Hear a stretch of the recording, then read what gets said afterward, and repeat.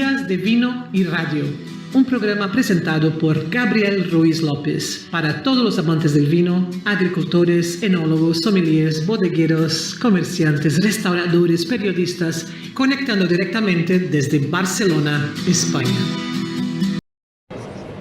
Hi, once again. Here is another program in a fair in the COVID time in Moscow. This is the first Prodexpo after the pandemic started. And as you can see, there are a lot of people coming. Monday was quite empty, but since yesterday and today started to be more active, and well, it looks like old times, and we will try to make some interviews to people to explain us how the Russian market is after the pandemic started. We will interview some importers, and we will try to find some sommeliers and people expert on wines, and probably some producers, but this year people from European Union could not travel here normally. I am one of the rare visitors from European Union in the fair. So let's see what happens here, okay? Well, some images of the exterior pavilions. It's a huge fair. It's the biggest in Russia, but it's not only specialized in wines. It's also for food, kind of like Cial in Paris or Anuga in Cologne. And well, except that there are not too many foreign visitors. People come from the provinces of or the regions, better said, of Russia. And especially the central days, Wednesday and Thursday, there are people who come from Siberia, from the south, and from all over Russia. Well, this is always the more animated area of the exhibition, because there are the spirits and liquors, so with shows, music, and so on. So it's always the busiest area of the fair. Now we will go to the pavilion where the wines are. One of them. There are like 4 or 5 pavilions with wine, and then we will start to make the interviews.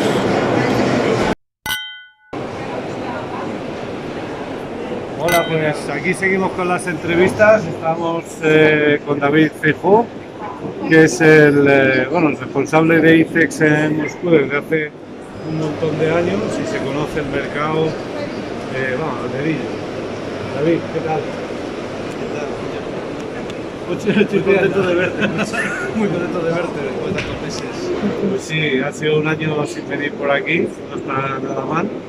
¿Y cómo ha ido aquí con el tema de la pandemia? Contrariamente a lo que la gente piensa, no ha ido nada mal el consumo, la economía rusa. Rusia es de los pocos países que no han roto su economía enfrentándose a la pandemia. En general, las empresas que exportan, las empresas que venden, las empresas que importan, más o menos el volumen de consumo se ha mantenido. Se puede decir que Rusia no ha capeado mal la crisis económica generada por el COVID. Sí, veo que la gente aquí anda muy suelta, poca mascarilla, poca distancia. ¿No? De eso ya nos olvidamos. Yo creo que en septiembre, octubre ya quedó olvido. Sí, sí. No está mal. Y a diferencia de España, realmente reducido. No, vamos a ver, bromas aparte. Simplemente los rusos tienen quizá otra forma de ser, ya la pandemia duró lo que para ellos debía durar y ahora ya no están dispuestos a seguir con limitaciones, efectivamente. Y entonces, pues sí, efectivamente, Rusia, ellos no entienden lo de la cuarta, tercera ola que tenemos en Europa. Ellos hubo solo una ola o 2 olas y ahora ya, digamos que están ya deseosos de la normalidad normal. Yo creo que Prodexpo es una muestra de esta actitud. Tú lo has visto, me ha sorprendido. Sí, sí, Incluso- muy sorprendido. Incluso aunque te lo cuenten, es difícil creer que Rusia se lleva con tanta normalidad. Sí, sí. Para mí ha sido un balón de oxígeno, porque vengo de las restricciones y todo este tema es muy complicado. Bienvenido al mundo libre. Gracias. ¿Y qué tal, cómo ves el panorama para el vino para este año que viene? Bien, vamos a ver, pues es de los mercados que todos los analistas coinciden en que a medio plazo, en los próximos 5 años, el mercado del vino y el consumo del vino va a crecer. Lo que pasa es que ha entrado hace años y cada vez tiene más fuerza el elemento ruso, la industria rusa. Los rusos cada vez están más presentes en la distribución, pero ya no solo en las gamas bajas de los lineales. Quizá ese es el segmento que más va a sufrir para el producto ruso, porque ahora mismo se han quedado sin la posibilidad de utilizar graneles importados. Y entonces se les han quedado, curiosamente, paradójicamente, a los rusos las gamas altas que sí se hacían de vinos que se hacían con uva rusa. Sí, Pero son bastante caros. son bastante caros, pero tienen una ventaja al final, son de aquí, hay una moda, el consumo patriótico, no tiene aranceles, disponen de mecanismos, ya sabes que los vinos rusos pueden hacer publicidad, o sea que los vinos importados no pueden hacer. Tú puedes en una revista hacer publicidad de vinos rusos, con determinadas limitaciones, porque es un producto alcohólico, pero o sea, no puedes funcionarlo en una revista infantil, pero los vinos, las bebidas alcohólicas de importación no tienen prohibido cualquier publicidad fuera de espacios que tienen licencia para vender alcohol. En cambio, los vinos rusos pues, se pueden en revistas de gente adulta, puede ser Vogue, a lo mejor, sin ciertas limitaciones, pero pueden publicitarse.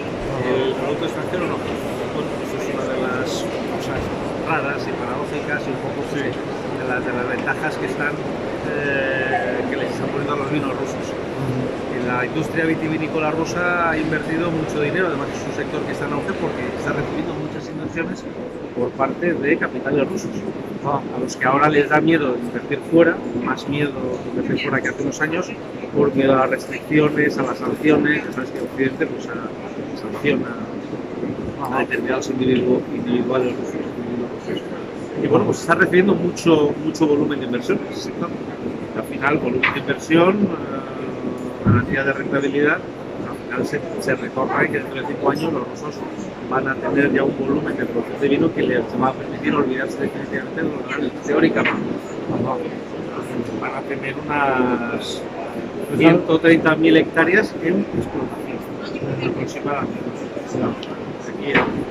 A nosotros solo nos deja un poco puerta para entrar con los vinos de gamas medias y bajas, ¿no? No, al contrario, las gamas bajas teóricamente van a estar ocupadas por los vinos rusos de aquí a 5 años.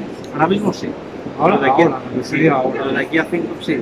Ahora mismo el vino importado está en todas las gamas. Se vende muy bien y yo creo que estamos viviendo unos años de dulces para la exportación de vino, que no va a ser eterna, no va a durar siempre y por eso hay que ir preparándose, intentando anticiparse un poco, sabiendo que los rusos, las gamas económicas, las gamas de volumen, en 5 años van a estar preparados.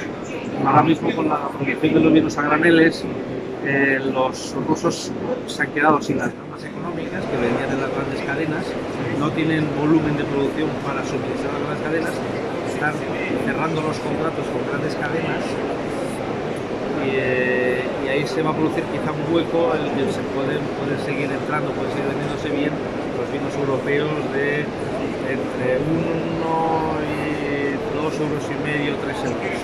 Las gamas económicas. Muy bien. Bueno, pues era una entrevista cortita.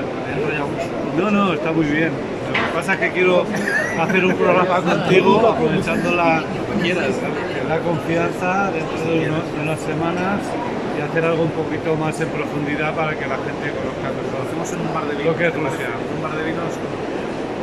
Sí, bueno, normalmente lo tengo que hacer por Zoom. Ahora nos hemos acostumbrado ahí a hacerlo todo aquí, pero ahora aquí lo podemos hacer. Quedamos un día y nos tomamos un vino. Alexei ha abierto un bar de vinos. Alexei de los Llanos. Sí. Está bien, pues podemos ir ahí la semana que viene. ¿Vale? Oye, encantado de verte. Bienvenido a Rusia. Well, and now we continue in the fair, and now we are with Sergei Alexandrov, who is an expert in wines, brand ambassador of some Russian winery. Well, a lot of things, but the interview will be in French. As this is a polyglot radio station, there will be no problem. Our friends speak any kind of language. Bonjour. Bonjour Gabi. Oui. Bon, bonjour monsieur, dame. Je demande pardon pour mon français, c'est pas idéal. Ouais, Pas du tout. c'est pas mauvais du tout. Mais bon. Ouais, on est en russe et en espagnol qui on parle français. D'accord. Bon, Sergei, raconte-nous quelle cave tu es en train de représenter à cette Prodexpo. Ici, sur Prodexpo, moi je représente les vins de Crimée, les vins d'une entreprise, d'un domaine qui appartient au capital russe, Capitale? non, pas capital russe, aux investisseurs russes depuis, je crois, des années 2000. Car il y avait pas presque. Bon. Mais en tout cas, c'est un domaine ancien. C'est un domaine qui a été fondé en 1888 Wow. par. Centenaire. Oui, il y a 130 ans. Plus que 130 ans Ouais. déjà. Voilà. Et depuis presque toute cette histoire, cet domaine, il produit le vin liquoreux. C'est seulement avec le nouveau investisseur de 2000, Les années 2000, oui. les années 2000, il commence à produire les vins secs. Parce que le marché les demande, et il faut le faire. Et il y a quelque chose de très intéressant. Il y a que j'ai plusieurs vu. choses très intéressantes. Il y a des cépages autochtones, les vins de cépages autochtones. Il y a les vins qui nous commençons à produire, disons, il y a quelques années, parce que le climat change chez nous aussi. Je sais que c'est partout, par exemple en Méditerranée, il y a un grand problème qu'il fait très chaud les dernières années, et chez nous aussi. Et nous commençons, si à l'époque nous avons produit le vin des cépages Bourgogne, de Bordeaux, c'était Cabernet Sauvignon, Merlot, Pinot Noir, mais aujourd'hui nous sommes obligés de repasser pour les cépages des régions plus chaudes. Voilà, des cépages des régions plus chaudes ou les cépages qui étaient spécialement fondés, comme Marcellan par exemple. Mais je vais... Quelque chose qui m'a surpris beaucoup, c'est que vous avez un Carignan 100%. Voilà, Carignan 100%. C'est une cépage qui est absolument idéal pour les conditions de domaine, parce que c'est ce microclimat le plus chaud en Crimée. Voilà, Carignan, nous avons les vignes assez jeunes, il y a 6 ou 7 ans pour les vignes, mais on a fait déjà 2 ans et c'est pour la première année. Le millésime de 2020, c'est la première année qu'on a la première release de cette C'est un cépage assez difficile à maîtriser, à travailler.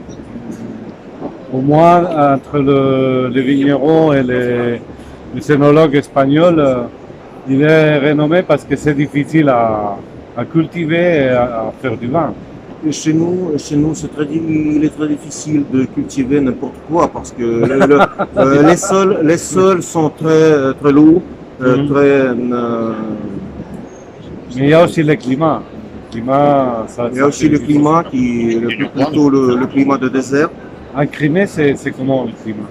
Non, en général, en Crimée, c'est très bon climat. Il y a l'influence de mer Noire, de mer d'Azov. Ça adoucit un peu le climat. Oui, ça adoucit beaucoup le climat, mais pas chez nous. Pas chez nous, ça part plus. Nous avons 400 hectares de vignobles, des vignes. Ils sont un tout petit peu différents, mais il n'y a pas d'enfance de mer presque absolument. Aha. Parce qu'il y a, c'est pas la montagne, c'est un colline, c'est un grand colline qui fait un peu, je sais pas comment dire, tremplin, tremplin, Aha, qui fait le ouais. tremplin pour les masses d'air. Pour le drainage. Non. Non, pas pour le drainage, drainage. non. Mhm.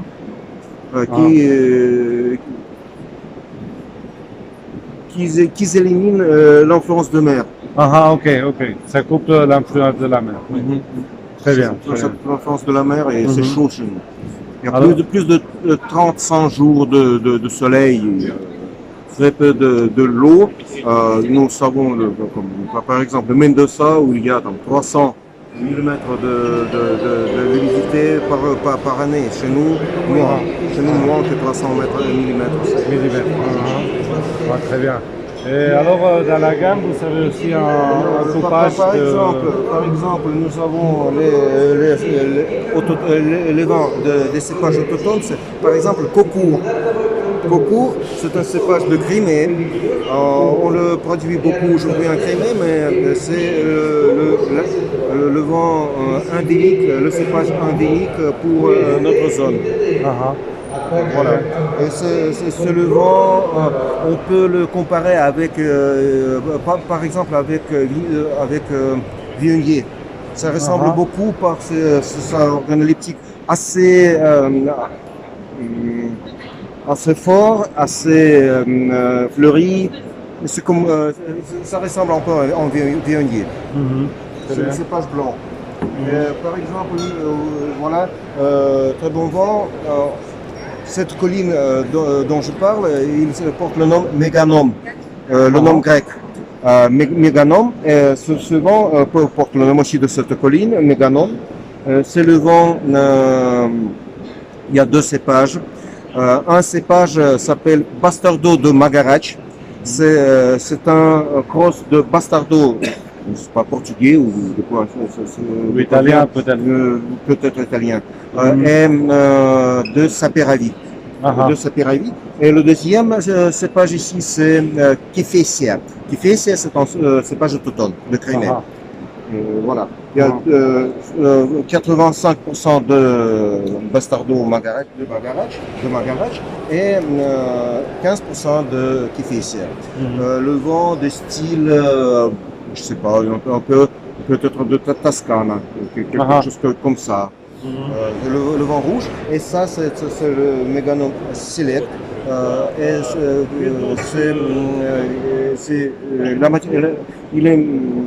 Il était dans les barriques français.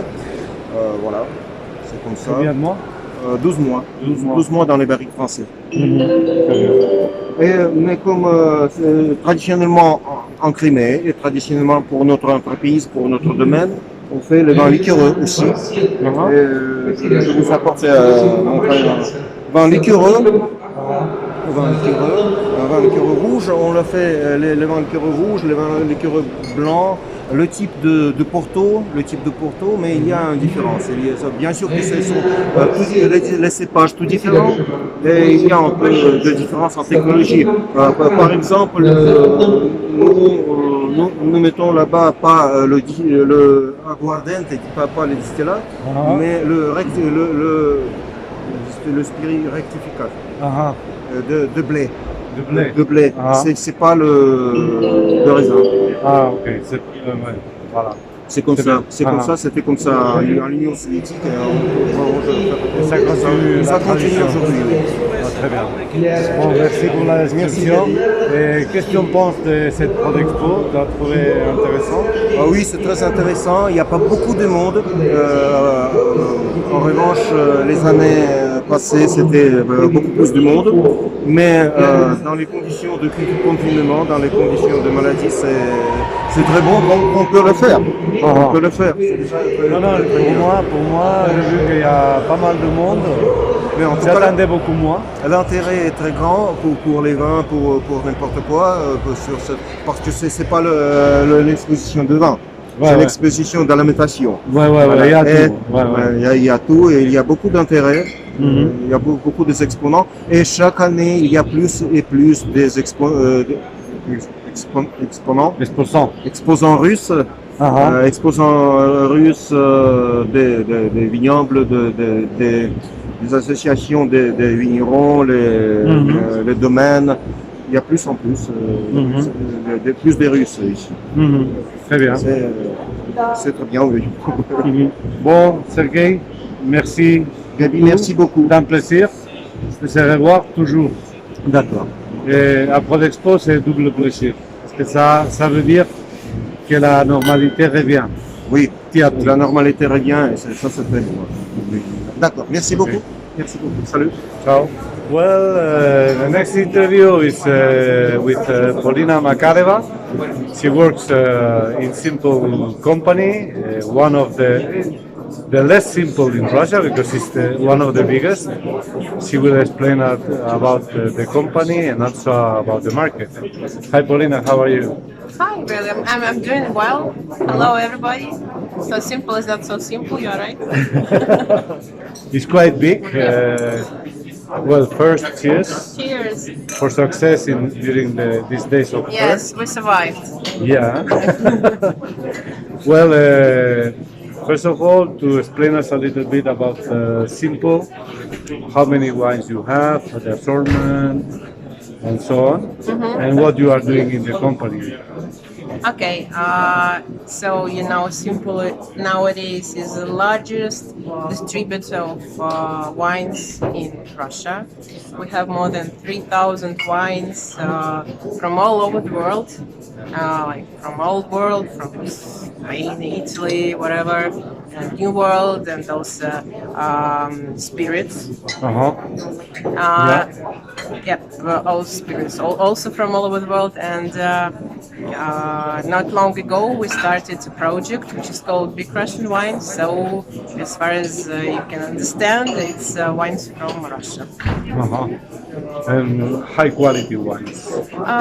Yep, absolutely. All our wines, including basic ranges, they're quite good quality, and of course we've got a huge range of premium wines like Grand Cru, whatever, so you can find anything in our portfolio, so welcome. And your beauty in the company is to take care of this precisely. Actually, Russian wines. yep, I'm responsible for mass market brands in Simple, also from all over the world, and sparkling wines and everything, and also for the project of Russian wines. So my duties are quite different, but it's very interesting because I work mostly with different trade channels like HoReCa, also retail, and our corporate clients. So I'm helping our sales team to sell, to promote these goods among consumers, to let them know that in Simple you can find anything you like, anything you want, and anything you need. Yeah, that's good. And well, talking about the Russian wines, not long ago we interviewed also Mikhail Nikolaev from Lefkadia. What is the situation about Russian wines now in the market? Yep, to tell the truth, here in our collection, which is I already said, which is called Big Russian Wines, we've got best wine producers, best wineries, best premium wineries you can find in the Russian market, including Lefkadia. Hello, Mikhail. You know what? We were surprised, and we are more than satisfied because though it was a very hard year, I think, for everybody. I mean, last pandemic year, and then still going on, unfortunately, especially for European countries. So, though it was hard for Russian wines, it was like the opposite effect. Because all the countries were closed, so Russian people, they started to travel all over Russia. They just opened, I think they opened a new Russia for them. Like discover their own countries, right? Absolutely, because to tell the truth, the local tourism was not very developed in our country. So thanks to pandemic, I think it was a kind of renaissance of Russian tourism. And so you know what? They traveled also to the south of our country, and what they discovered different wineries and discovered anatourism, which was absolutely not developed in our country also. And now we have kind of maybe 15, 20 wineries which accept tourism and which have different guided tours, which have degustations and winemakers which are ready to tell more about Russian winemaking, and that a lot of Russian wines nowadays you can drink them and the quality has become higher than it was before, to tell the truth, especially during Soviet Union. You remember the situation with the quality of wines was so absolutely. And so thanks to tourism, thanks to all the situation, the demand for Russian wines was still booming and developing and growing dramatically.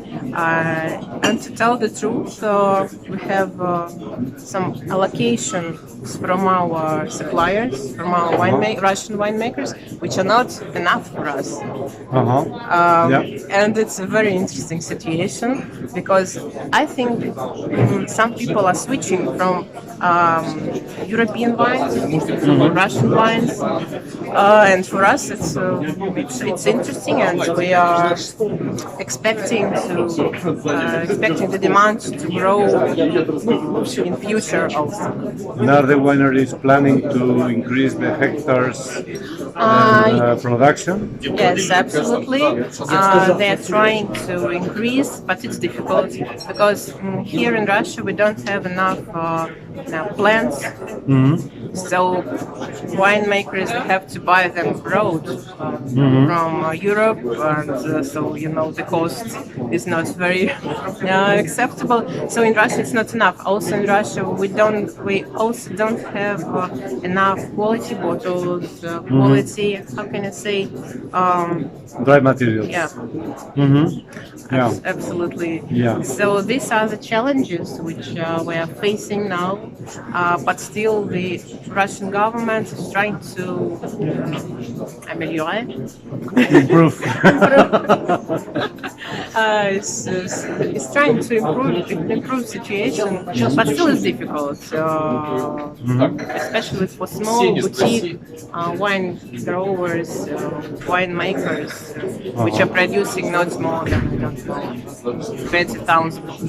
20,000 bottles a year. It is very small. It's very challenging, but it's good because every week we hear that another winery is appearing on the market. So we'll see. I think in 5-10 years, the situation will change dramatically. Now we have 5 winemakers. I think later we'll have 25. Who knows? Well, it happened also in Spain in the late 90s and the beginning of the 2000s. We doubled the number of wineries too. There was a boom. So sometimes it happens, and as you said, in this case of pandemia, there is always a positive side. And for you has been this, the discovery of Russia and discovery of Russian wines. Absolutely, because I think it's a good phrase when people say that the crisis is bad, but on the other side, on the other hand, it's a lot of possibilities you can find in opportunities you can find in crisis. And I think it's true for Russian wines. And also, you know, winemaking in Russia is very fashionable now. More and more people It's from chic, absolutely, because it's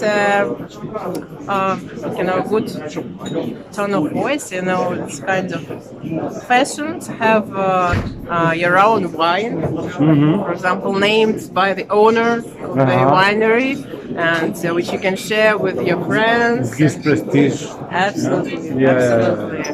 And, so you are optimistic for the future of Russian wines and for the business in Russia too?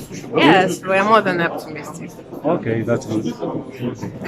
So, thank you so much for your explanation, and you. I wish you a good success with this big Russian. Oh, thank you very much. Thank you. Chin Cheers. chin.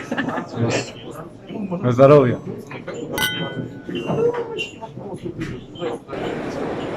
Well, hi friends. Now we are in Armenian wine booth with Christina and Nakar, who is commercial director and export representative of the winery, and they will tell us about the winery and the wines. Hi, Christina. How are Hi, you? hi, welcome to our winery. Thank you. Welcome to Armenia Wine. Hi. How are you? Hello. It's nice. How are you? Nice to. Well, explain us a little bit about the winery. Some weeks ago, we made an interview to Nairi Tsaglassian, and she explained already. But please tell us the history of the winery. Okay. Thank you very much for your interest. I am very honored to represent the Armenia Wine Company, where our century-old winemaking lives its time of renaissance. It is one of the biggest winery in Armenia. We have owned vineyards more than 80 hectares. We are one of the first company in Armenia who has received last year certification for organic vineyards from EcoCert, French company from EcoCert. We have more than 40 products, wines, cognac, vodka, which are represented in more than 30 countries. We work with more than 60 partners in all the world. The most part of our product is presented in Russia currently. We have big partners in US, in Baltic countries, in Europe, in Ukraine, Kazakhstan, Belarus. So we are happy to welcome you again in our pavilion. Thank you. Very nice pavilion here. Yeah, it's very beautiful. Yeah. You can feel Armenian atmosphere here. Yeah. So let's talk today. Let's start to talk about one of the best premium wines in Armenia and in the world in general.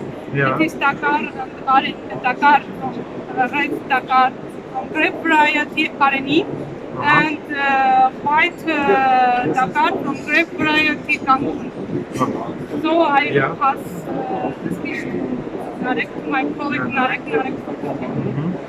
Okay. Thanks for visiting, Gabi. Thanks again. Yeah. And I'd like to talk about the pearls of Armenian winemaking.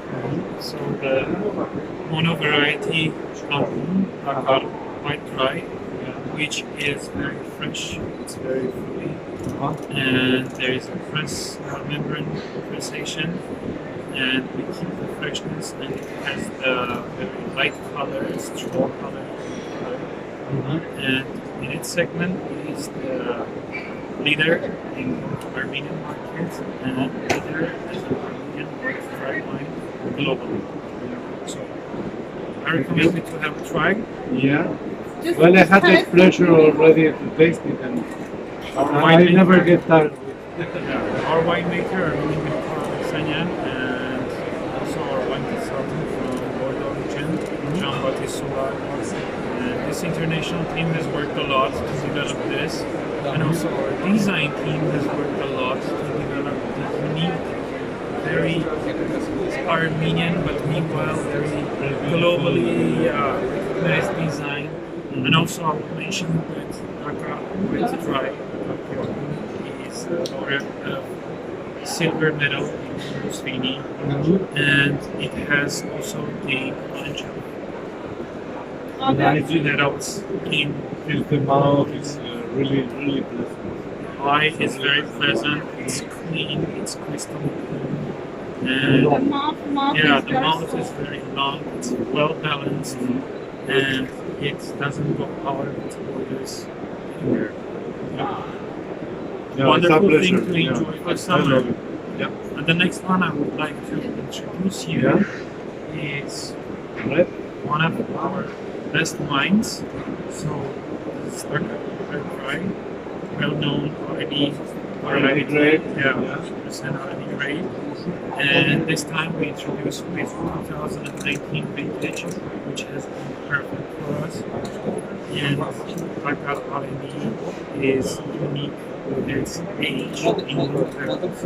It's aged in barrels, Armenian barrels, for 12 months. Yeah. And How big the barrel? 225? Yeah. Or bigger? 225. Quite small barrels. And the point of this wine is first, it's clean and transparent colors. Yeah. But And cherry, but intense, very intense. if you smell the notes, if you smell it, it has a little bit of oak in it, and also you can mention the smell of fresh fruits, maybe red berries, Yeah. a bit of oak, Yeah. and Spices? also a bit of spices, and a little bit of meat, so which makes it perfect. It matches perfectly right here with meats, which is a lot in our Armenian cuisine. Again, the design is simple, but meanwhile, it looks wonderful. It looks chic. Does it Dakar mean something? Dakar means old barrel. Dakar actually means old barrel. Uh-huh. Yeah. So it's a very nice collection. I also tried your Porto wine. Dakar wine also Style, has Porto What style. style? What style? Wonderful. Let's show You- show one of the. You wouldn't say it's not Portuguese. Yeah, it looks like real Portuguese. Yeah. We've introduced to the wine lovers this wine last year. Style Dakar is a new item to make us proud of. So the bottle and packaging has been done very chic, has been done very gorgeous, and also we included this small book which tells about our winery and our product. So we are Is also wonderful. yeah. The wine itself too. Which is Armenian chocolate. Yeah, because if only in Armenian.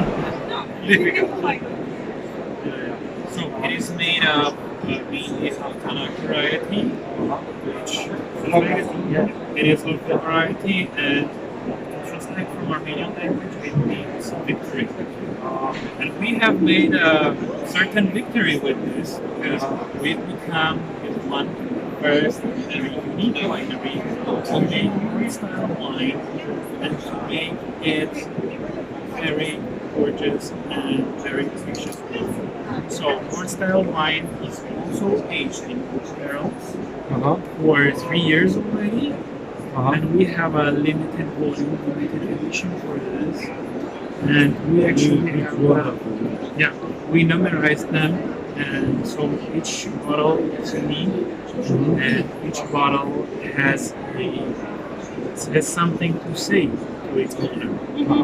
Good thing to enjoy, and also a good thing to give a gift, to give it as a gift.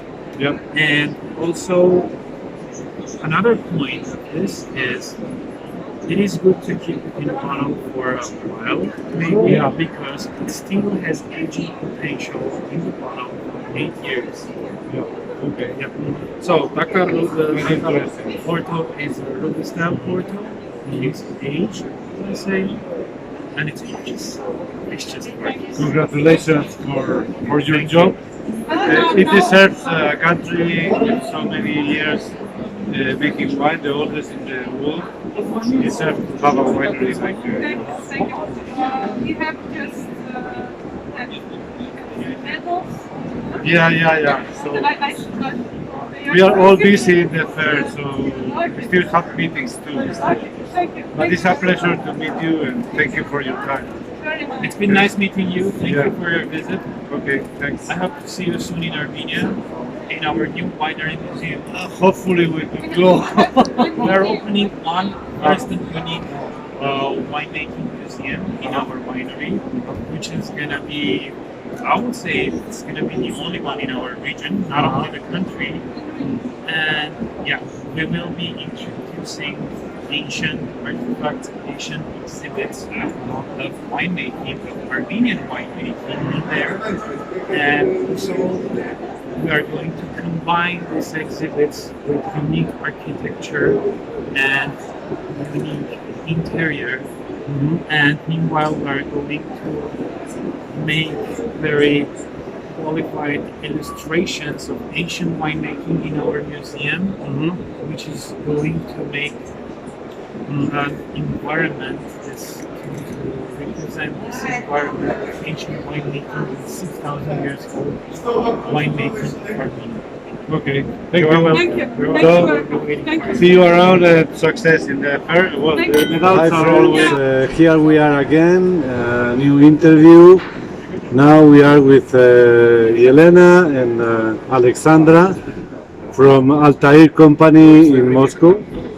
They distribute Spanish wines, they import a big portfolio of different wines, and now they will explain us how it is going in the fair.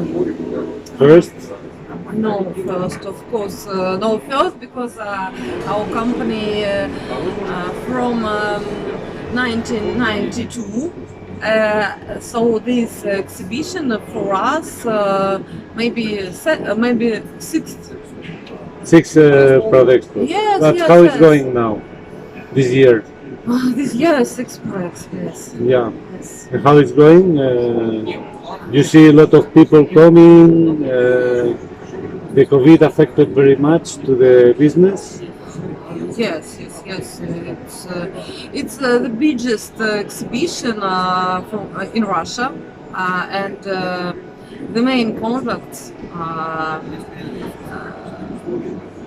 signed on during this exhibition. Many people come here from our big country, from our parts of our country, and From this regions. is, yes, regions, and this place where we can meet for this week in school, and we are very glad to see our partners here and our clients. So they come from all over Russia. Yes, right? yes, from Siberia, Yeah, No, farther. not only from Russia, from other and countries. from other countries also. Yeah, but from European Union, I didn't see many people this time. Not this year, yes. Yeah, it's Unfortunately, but if people have Russian passport, They can come. they Yes. came to this exhibition. I know people from Portugal, from France, from Italy, and they are here. Yeah, but with Russian passport. Yes, of course. It's a little secret, a little. Yeah. And talking about your company, you have wine from how many countries? Many countries, all main countries of Europe, like Spain, Italy, France, Portugal. We also have a lot of high alcohol drinks, Spirits. spirits, yes, from other countries like Japanese, Scotland, Wow. England. Not Many. bad. We Yeah. can, I can think that we can say now all countries because it's Yeah. yes, Georgia. Good. And how you see the Spanish wines among the others? Spanish wines are very popular in Russia. They are interesting for our people. They are bright, and we like to produce Spanish wines. When people like them, we produce them the wines. You import Yes, the wines. import. Yeah. Quality and price for Russian people, it's the best. Yeah, it's cheaper than Italian and French. France it's too high. Yeah. Of course, Italian other level, but the simple and favorite wines, of course, for Russian people, Spanish wine. Because there are many people from our country, like Spain. They come on holiday to Spain. Yes. Many of them have apartments, and buildings and others. Yeah. It's a time when you can get a high quality for low price, I Yeah. think. Yeah, well, a balance. Balance. So one of the key points is also the price, that they are affordable, no? Yes. For most of the people in Russia. Yes. And the wine became popular in regions already, or still drinking vodka? No. Wine now is going to other regions of our country. People from all our country like wines. We can say it. But as far as I know, the people in the regions, they drink more semi-sweet wines, no? No. Or are they Maybe changing it the was. trend? Maybe it was, but now it is not so. They like also dry wines and sparkling wines, not dry brew. Like Cava is. Especially in the big cities. Yeah. Especially in big cities. Like people Novosibirsk. People prefer Ekaterinburg, Sochi, Moscow, Kazan. Yes.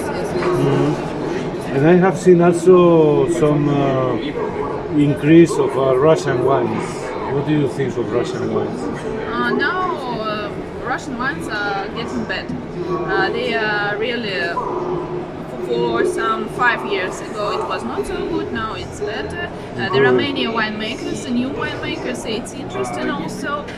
Maybe we don't have such good temperature and terroir for making wines like Spain, but we try, and I think it's not bad. Bad.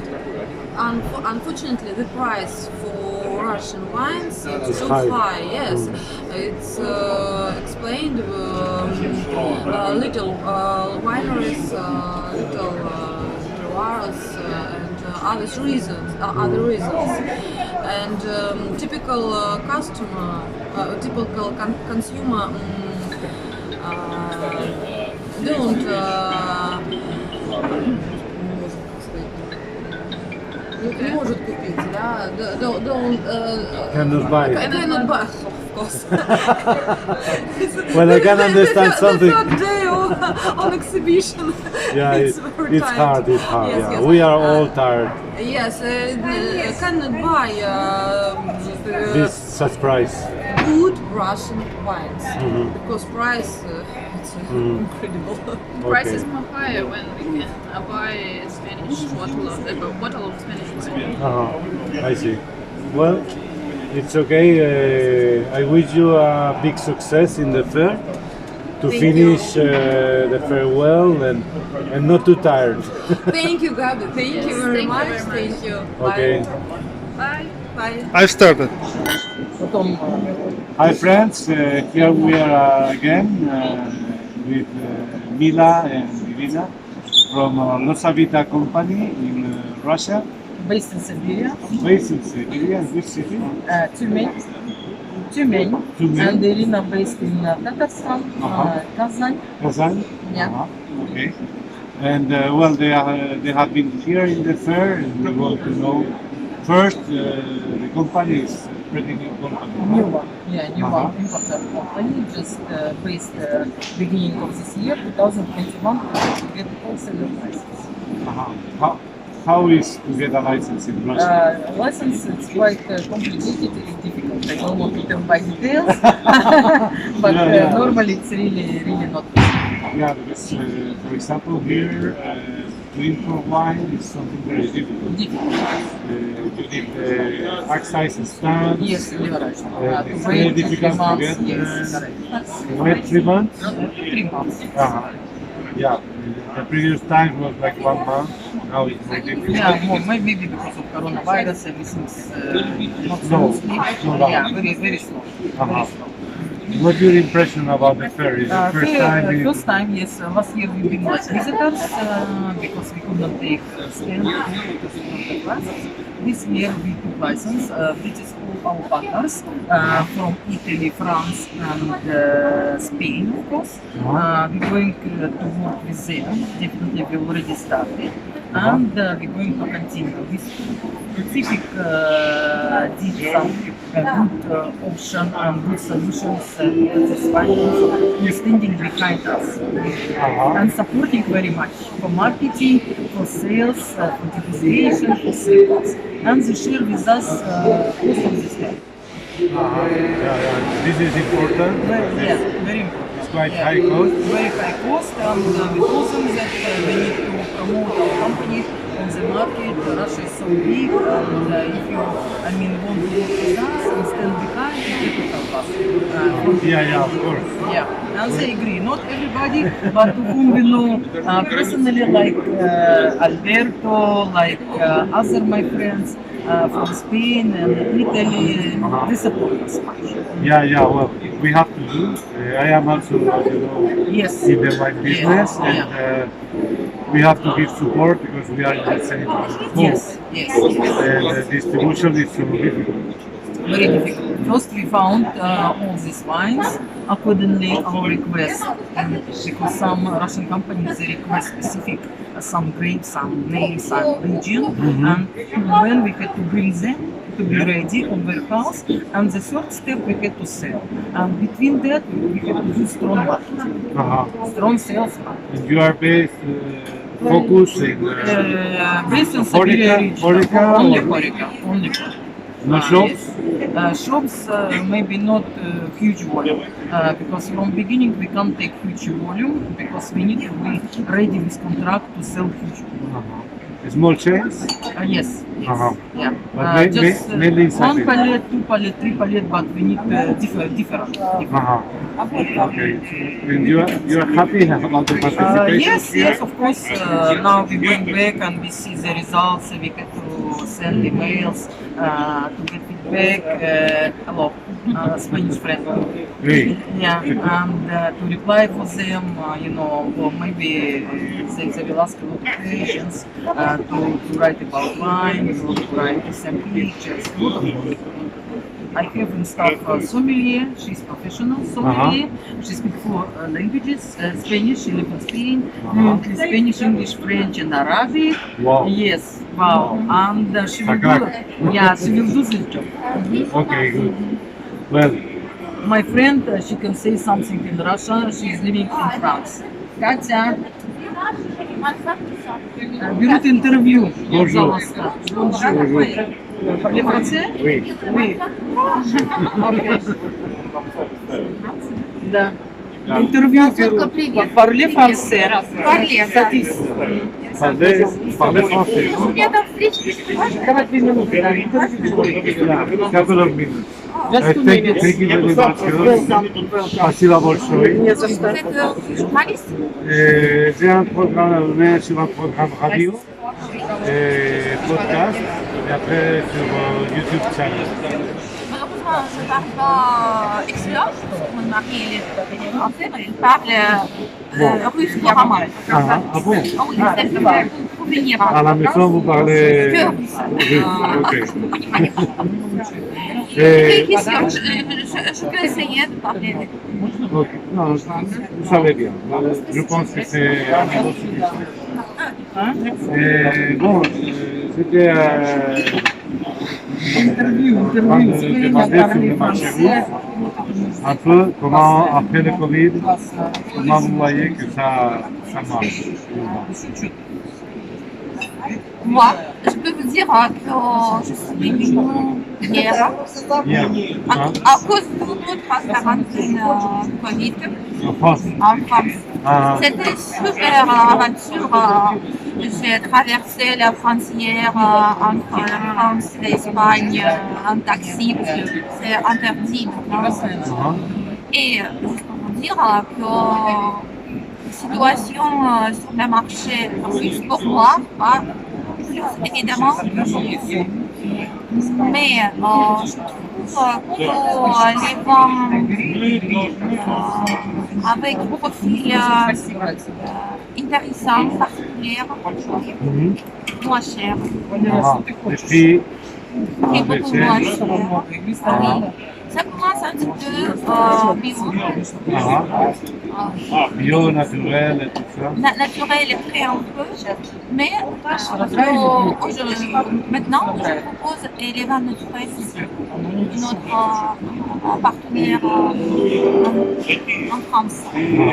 Et je remarque que oui, de temps en temps, les gens disent oui, c'est vrai. Le marché est très petit. Mais ça commence. Et je peux comparer avec la situation aux États-Unis. Un peu ensemble. Merci. Parce que les États-Unis cherchent moins cher. Plus vague, plus particulière. Les vins traditionnels comme il faut, c'est pas trop intéressant. Ils cherchent particularité de la marketing. Malheureusement. Oui, il faut parce qu'il y a beaucoup d'offres dans le marché. Il faut avoir des différences. Et ça. Très bien, merci beaucoup. Je vous en prie. Ouais. À la Bonne prochaine. continuation. Well, and here we are in the Red Radio booth. They are having a presentation to close this ProdExpo 2021. And this program has been a kind of summary and a way to go back to what it used to be, the normal life in the wine world, and instead of these virtual fairs that are happening nowadays. And it was for me a good way to close this program, Días de Vino y Radio, for the moment. And I hope we will meet soon in the net somehow.